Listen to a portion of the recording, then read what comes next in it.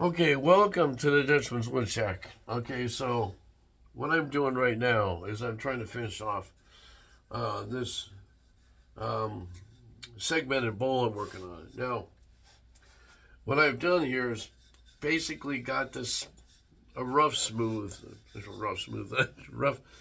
It's kind of rough cut, and I got up to about 220 grit sandpaper.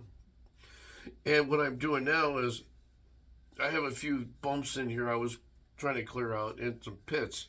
So what I'm going to do here inside, there's some grooves, and I'm going to try and basically get this in here, this section, a little bit wider.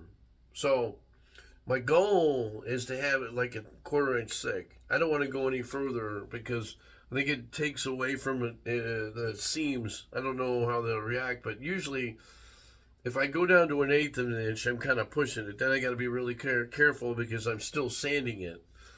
When I glue all this stuff together, the idea is to kind of get it together tight and make sure that everything bonds right. Well, there's a couple of things that can happen. It's a common occurrence with a lot of stuff. But most of the time it works out. It's just an issue. One is this wood here pulled up a little bit. There's a little bit of a gap there, which is not a big deal because that's fixable. It's not going to fall apart, and that's well, that's weird. Kind of the same thing here a little bit, but overall it turned out pretty good. There are some blemishes in here, like right here, because this is one of the things when you segment the end grains like this that you don't know you're going to have. Now, when you're sanding it, you're pulling away from the edges. This side here is a side of a piece of wood. Okay, so you're never going to have that much of a problem here. But the end grains can pose a problem on the softer wood, and that's what here. This is like a pit.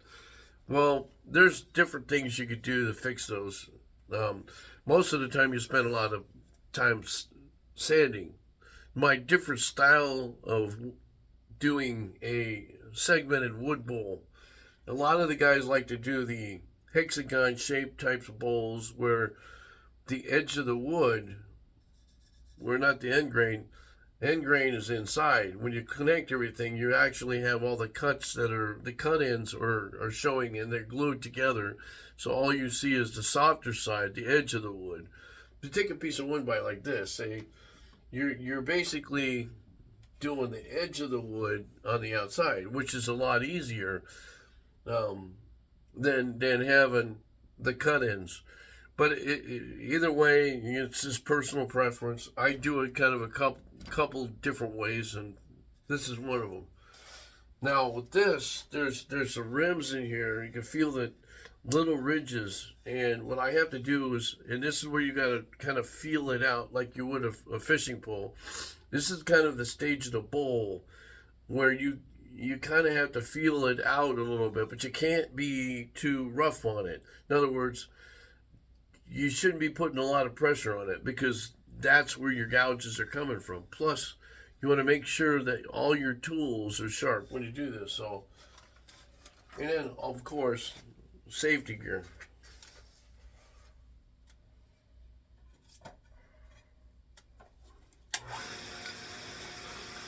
Well, before I start, I am using this. This is Easy Wood Tools. Great place. They're made in America. Okay, this is what they call a CI5, and it's a carbide tip, which is good about this. I love using carbide tip because you can replace these. Plus, you can turn these around. You're not spending a lot of time sharpening. And some of the ones I use, it doesn't take long for a metal one like this. It goes sharp. So I haven't gotten proficient in that part yet.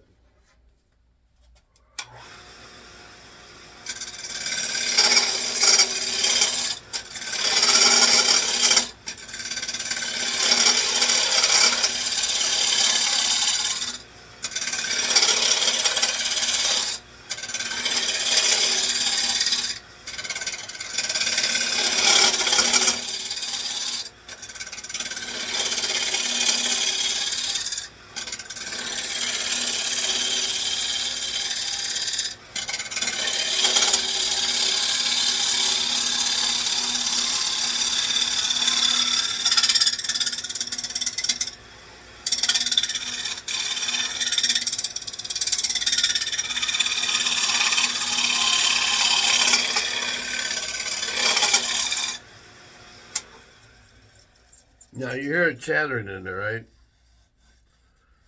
Now, right now, it feels pretty good, actually.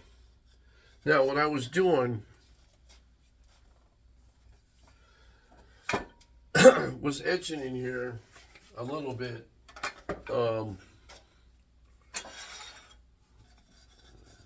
See, this is where I wish I had another camera, but I'll have to take you off here for a second.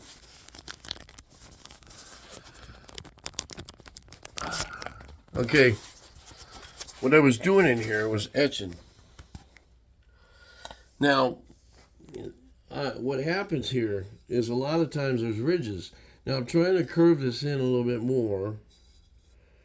All right, and the idea here is to kind of get, you see the reveal here, right? See the reveal here. I'm trying to do the same thing in the inside. You see? Now, the only thing you have to worry about is if you look at that inside, see that piece of wood right there? I don't want to go too much further. Now, if you look on the outside, that's what that piece of wood is on the other side, right there. Now, this one and this one, the one you're looking at in the inside is this one. So, that's where your design works come in.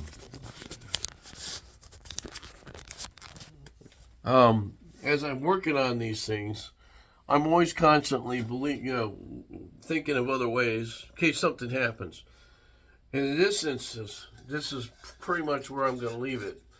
And now comes the fine-tuning part. Now, I can feel bumps in the bottom. There's a hump where, like in the center here, it kind of, it bevels out and goes up and then goes back down again. That's not what you want. You want to kind of smooth transition down in like a wave, you know.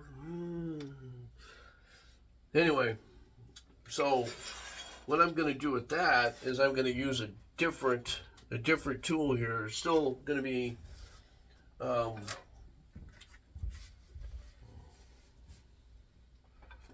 carbide tipped. Now this one's a long one. Now the characteristics between this one and the other one. This one is the one I just used. All right.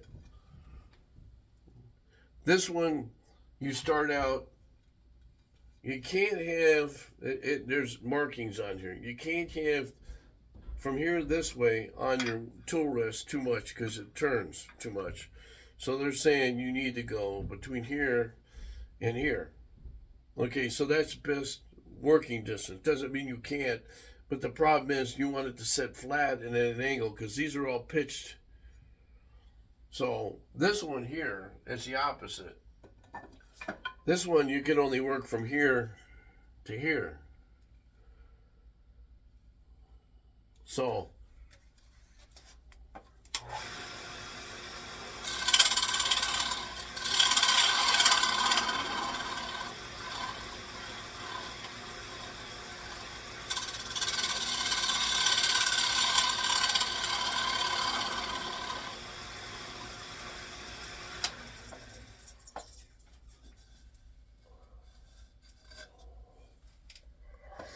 now you see I didn't put too much on there.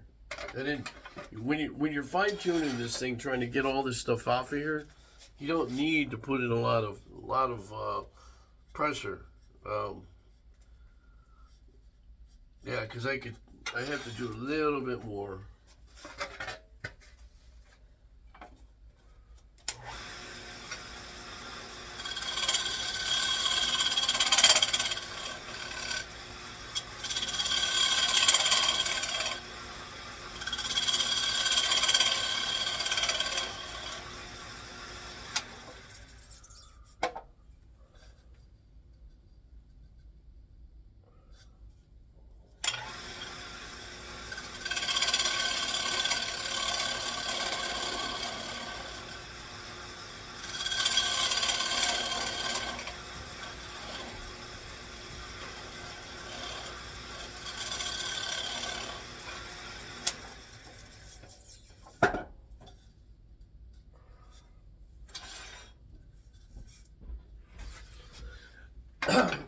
now that we've got that where we want it, I have to move everything out of the way. So normally I have a hose hooked up here when I'm sanding, but what you want to do is start sanding in here, and I got this as 80 grit. I'm only using this to get the bottom a little bit smoother. The other sides have basically been sanded before. But now, since I was talking about our end grains, both inside and outside, you could feel and see end grains inside. This is where your rings, you're going around in circles like I'm doing this way. What you'll end up doing later on, if you want to get some device that you can put on a drill, hand drill or drill press, and go this way with it, because that's how you can get some of the rings off. Going around and around, sometimes you can't get them off, and it's just the way you burn it. Then you start burning it into the wood. So, okay, so that doesn't look bad at all. Okay, and I can see my rings right there is one.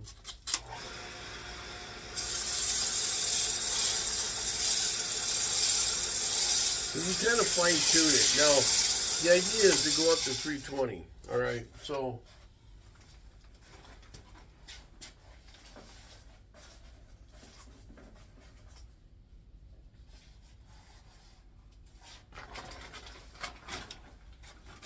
I save stuff all the time. So what I usually do is go 80, 120, 240, and 320.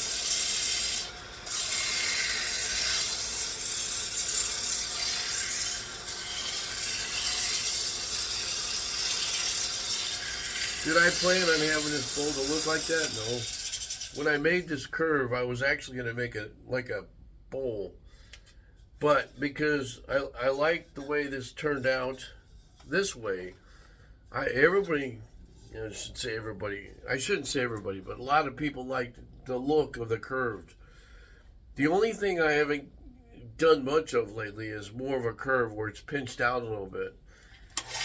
And you got to be really careful with that on the lip, because what happens is when you're carving the rest of the bowl, sometimes, depending on how the wood reacts when you're carving it, you get a weird reaction out of it. It could crack it, or chip it out. I like to do that with solid wood. It doesn't do so much as with, there's a lot of issues you can have when you're working on something like that.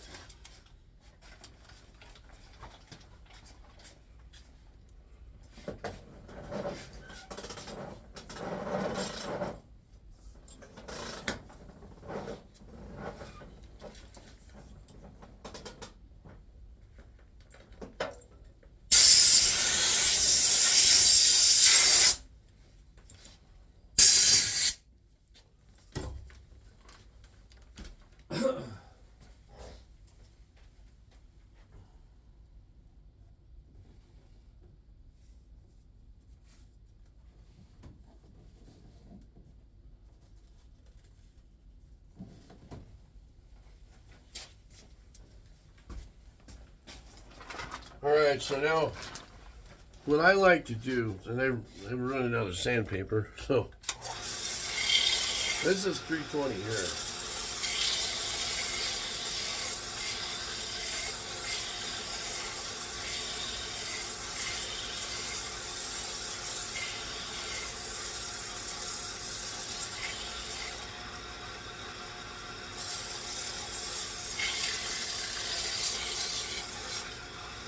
Now, I just ran this one with 380, with 80 grit, and I'm just doing this on the outside a little bit. I should be using something else, but it's actually pretty smooth now. Back in here, see those? I don't know if you can see them. There's ripples. Now that's your end grain. This right here is not bad, but you can feel the one next to it. There's pits right there. See it? Pits right there, right? They're not bad. They're pretty shallow, which means all a little bit of sanding this way with a palm sander will make a big difference.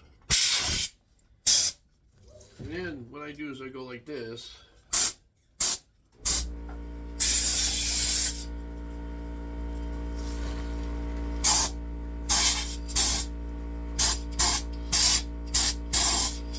I usually wipe stuff off. No, I just found something here. There's two big pits on the ridge. Fixable. A lot of times I'll use that air gun to blow out this stuff, and it finds the holes a little bit better, and then I'll come over and sand it and I'll wipe it off. See, here's the big thing about doing end grain. You have to constantly keep wiping it off. Use a tack cloth as much as you can, and see. Use the air gun and the tack cloth both, and what will happen is you'll find out you'll be able to cosmetically get rid of all those pimples. It's kind of like, back in when I was a kid, I had zits. A lot of people had zits, right?